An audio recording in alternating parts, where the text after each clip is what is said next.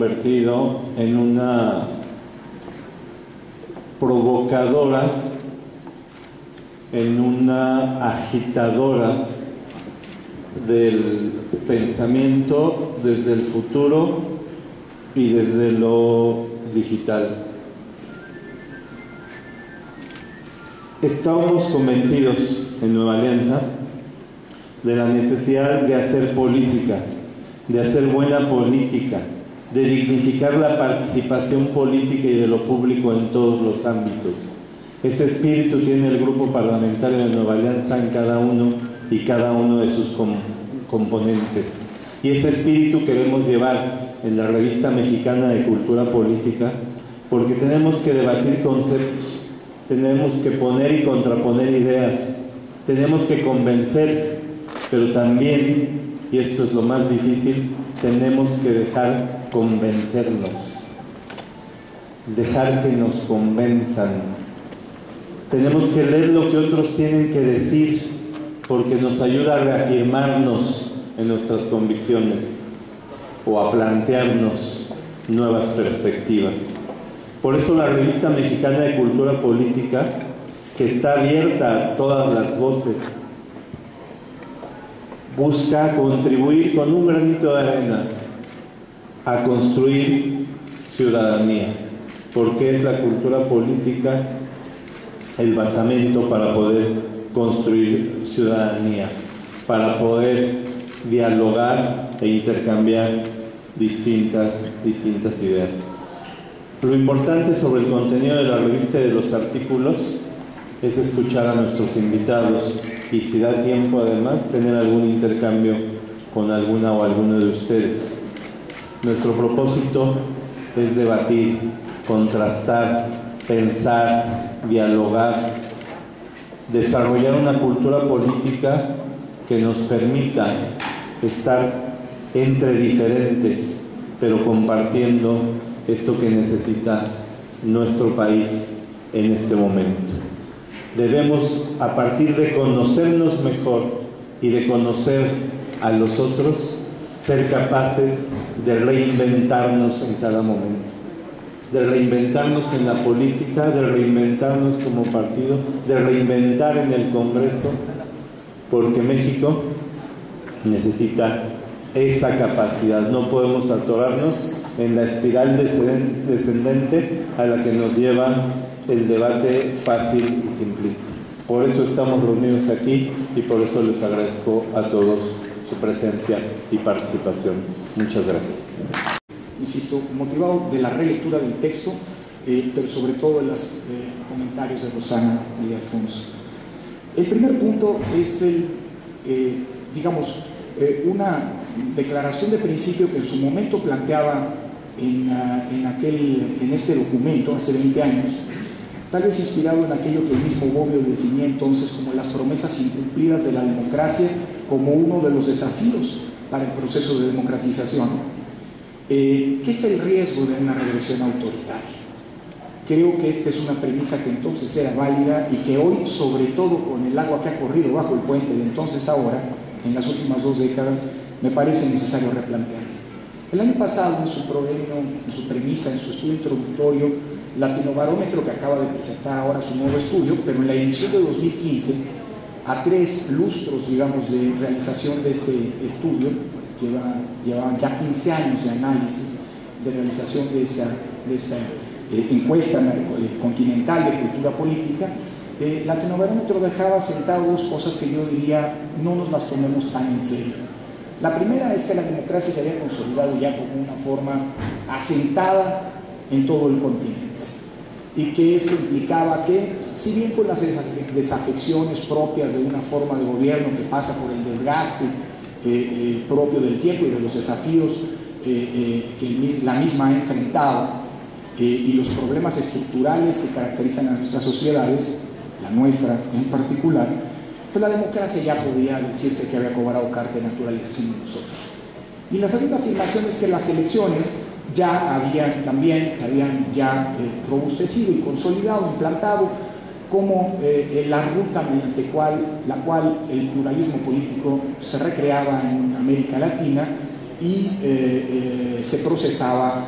de manera pacífica la conflictividad política propia de ese pluralismo. Enfrenta riesgos de regresión en clave inevitablemente autoritaria,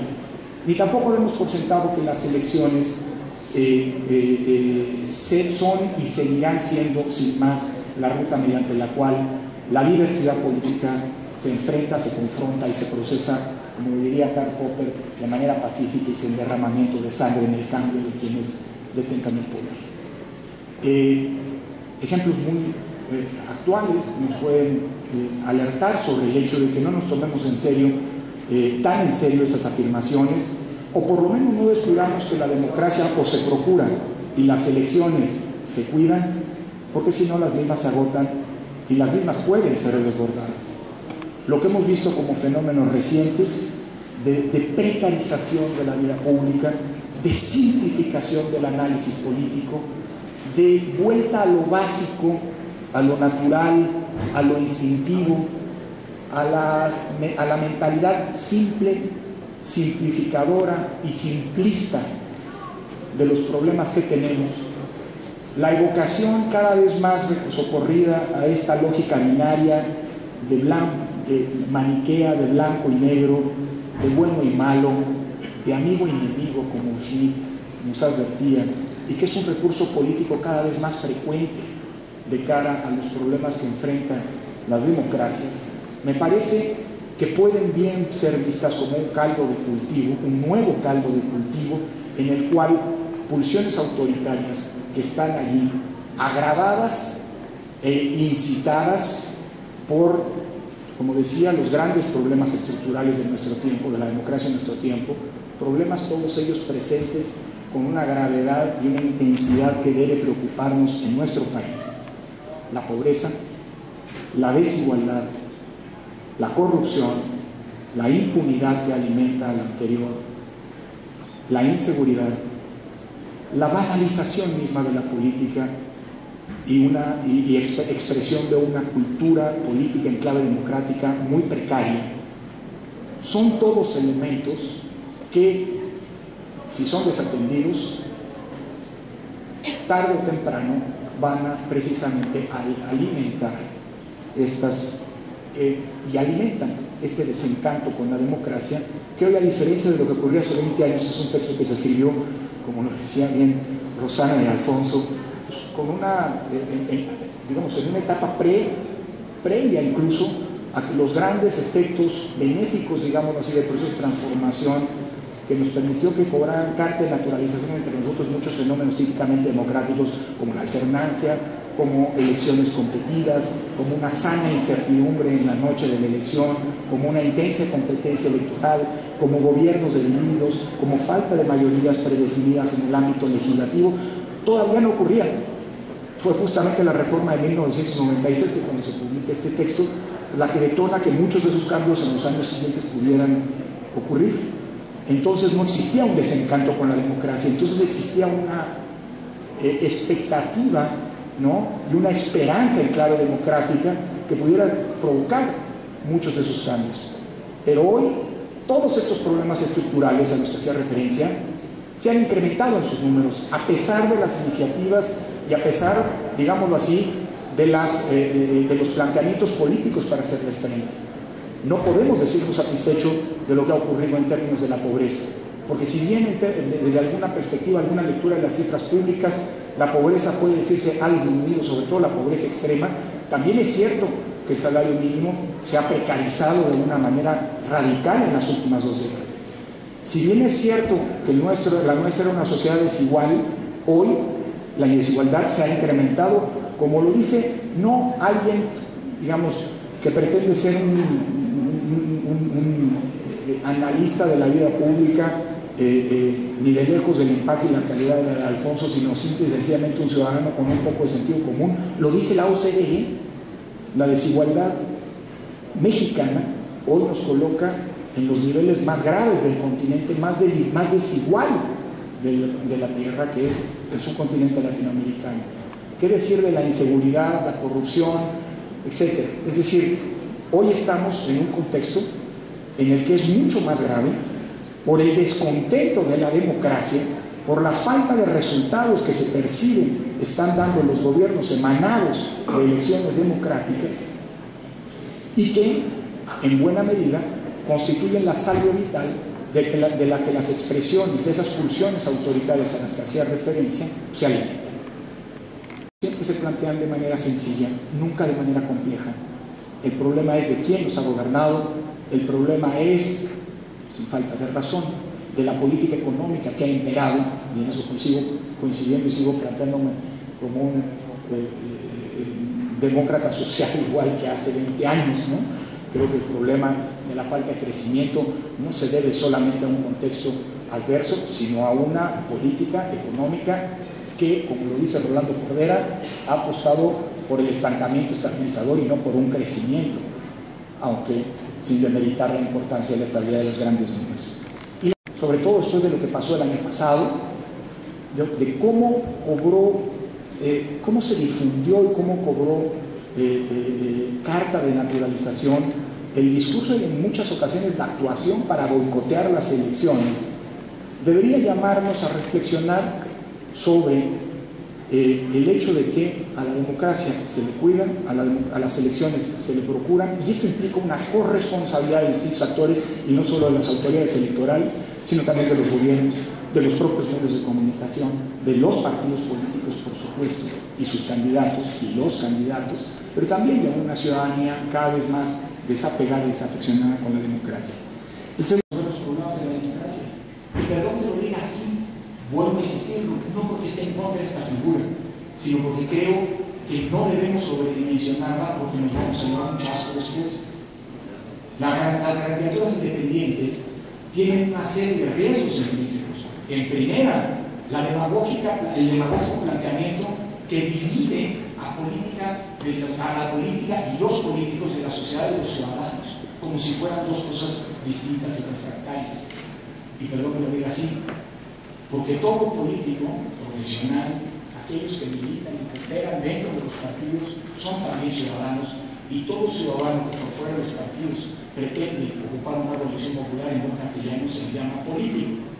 Sé que con esto voy en contra del eslogan fácil e inevitable casi para un candidato independiente: vota por un ciudadano, no por un político. Pero eso no es algo propio de nosotros, es algo propio de toda esta figura en el mundo. Y segundo punto, las candidaturas independientes no es cierto que dividen al mundo entre los políticos corruptos, tradicionales, cargados de vicios, y los ciudadanos angélicos, los arcángeles puros. Esos no existen en ningún lado, salvo en las iglesias, y eso sí creen en ellos. Porque detrás de las candidaturas independientes, si bien ha habido algunos casos absolutamente encomiables, dignos de estudio, digamos, ejemplos en muchos sentidos a seguir, también han estado los Fujimoris, los Chávez y los Berlusconi. ¿Qué quiero decir con esto? Cuidado con ilusionar bajo la premisa de el lugar común,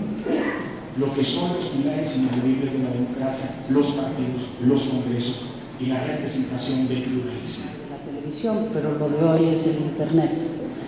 Y en un proyecto mediático que tuve el honor de dirigir, el equipo que nosotros teníamos invitó a Lorenzo, desde luego, a algún otro consejero actual, a trabajar con nosotros hacia algunas elecciones. Y efectivamente era un pensamiento que sigue siendo lo claro,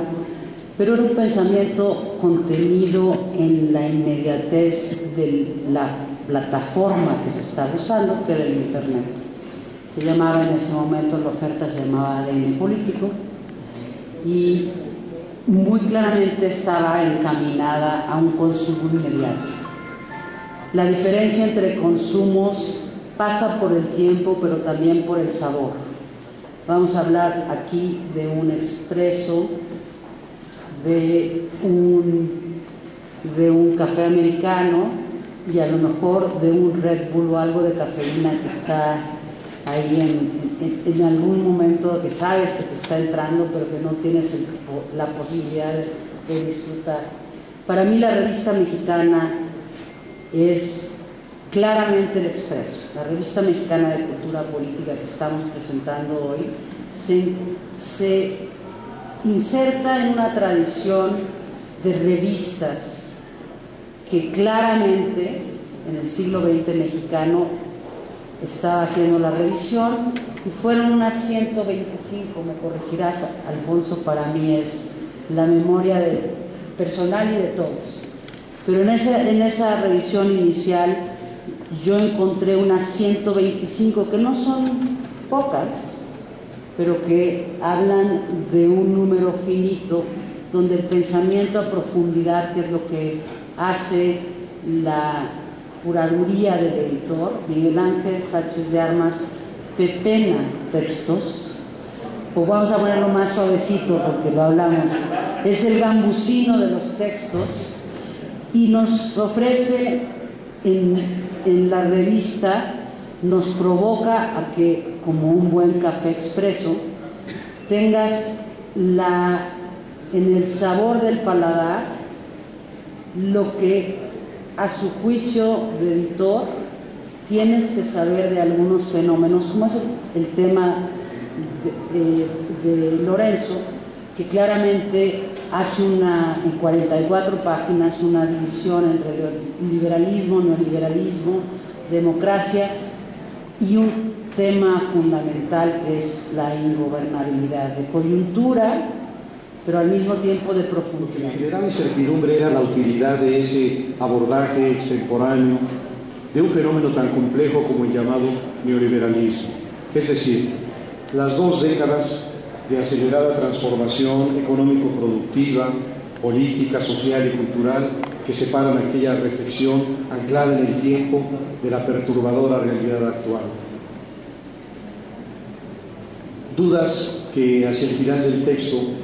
volverían a punzarme con la referencia al Programa Nacional de Solidaridad Orcasol, salinista, como una suerte de continuidad o persistencia de las políticas de desarrollo y bienestar social de un Estado benefactor sometido a la crítica del liberalismo extremo en los años 70, 80 y bien entrados los 90. Al margen de ello, la lectura del ensayo fue disipando todas mis reservas. El trabajo teórico y analítico que realiza el autor desborda las eventuales limitaciones de perspectiva ineludibles cuando se abordan procesos de largo aliento para ahondar en el objeto de su investigación. El registro pormenorizado de los orígenes, rutas paralelas y final convergencia de 2 conceptos clave: liberalismo y democracia. Convergencia que, como apunta Córdoba, dista mucho de haber clausurado diferencias de acento, valoración y jerarquía en la práctica política y el debate conceptual durante el siglo XX.